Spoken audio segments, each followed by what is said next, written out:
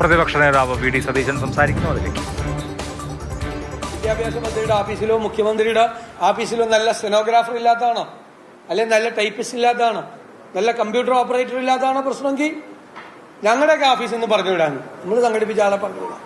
PM Shri മരവിപ്പിച്ചെന്നുള്ളൊരു കത്തയക്കാൻ മുഖ്യമന്ത്രിയുടെ ഓഫീസിലും വിദ്യാഭ്യാസ മന്ത്രിയുടെ ഓഫീസിലും ആളില്ലേ? മന്ത്രിസഭാ തീരുമാനം എടുത്തെന്ന് പറയുന്നു. മന്ത്രിസഭാ തീരുമാനം എടുത്താൽ എത്ര മണിക്കൂർ കഴിയണം ഒരു കത്ത് ഡ്രാഫ്റ്റ് ചെയ്യാൻ കേന്ദ്രത്തിലേക്ക്? എത്ര ദിവസം വേണം? കേന്ദ്രം പറയും കേന്ദ്രത്തിലൊന്നും കിട്ടിയിട്ടില്ല, അതുകൊണ്ട് ഒന്നും പോയിട്ടില്ലല്ലോ. ഇതൊക്കെ ആരെ കബളിപ്പിക്കാനാണ് ഇതെല്ലാം ചെയ്തുകൊണ്ടിരിക്കുന്നത്? ഇതിനൊക്കെ മറുപടി പറയണ്ടേ? ആരുടെ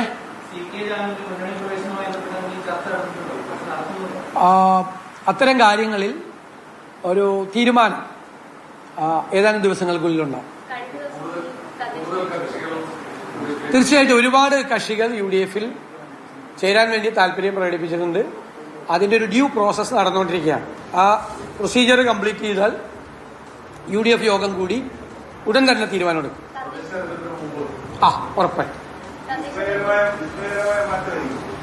അല്ല, എല്ലാം വിസ്മയമല്ല. വേറെ മുന്നണിയിൽ നിൽക്കുന്ന കക്ഷികൾ ഇങ്ങോട്ട് വരുമല്ലേ, വലിയ വിസ്മയമൊക്കെ വരാണ്ടിരിക്കുന്നേ.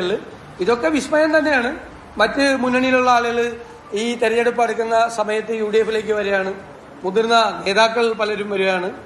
അപ്പൊ അത് നിങ്ങൾക്ക് വിസ്മയം ഉണ്ടാക്കുന്ന ആളുകൾ ഉൾപ്പെടെ വരും. പാർട്ടികൾ ഇപ്പൊ കുറച്ച് പേര് വരും. അല്ല, അത് തീർച്ചയായിട്ടും നമ്മളോട് ഇങ്ങോട്ട് റിക്വസ്റ്റ് ചെയ്തിരിക്കുന്നത് തീർച്ചയായിട്ടും ഞങ്ങൾ അത് പരിശോധിച്ച് ക്ലിയറൻസ് നടത്തിയ ഒരു പ്രൊസീജിയറുണ്ട്.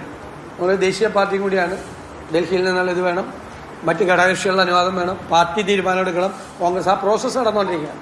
അത് കഴിയുമ്പോൾ ഞങ്ങൾ ഒരു ടീമിനെ ഡിക്ലെയർ ചെയ്യും. ആദ്യഘട്ടം ഉറപ്പായിട്ടും ഉടനെ തന്നെ ഉണ്ടാവും. UDF-ലേക്ക് കൂടുതൽ കക്ഷികൾ വരും എന്ന് വി ഡി സതീശനൊപ്പം സിസ്റ്റം തകർന്നു, ആരോഗ്യ വകുപ്പ് പ്രതിസന്ധിയിലാണ്. തിരുവനന്തപുരത്തെ വേണുവിന്റെ മരണം ഉദാഹരിച്ചുകൊണ്ട് ആരോഗ്യ വകുപ്പിനെതിരെ ആഞ്ഞടിക്കുകയായിരുന്നു പ്രതിപക്ഷ നേതാവ്.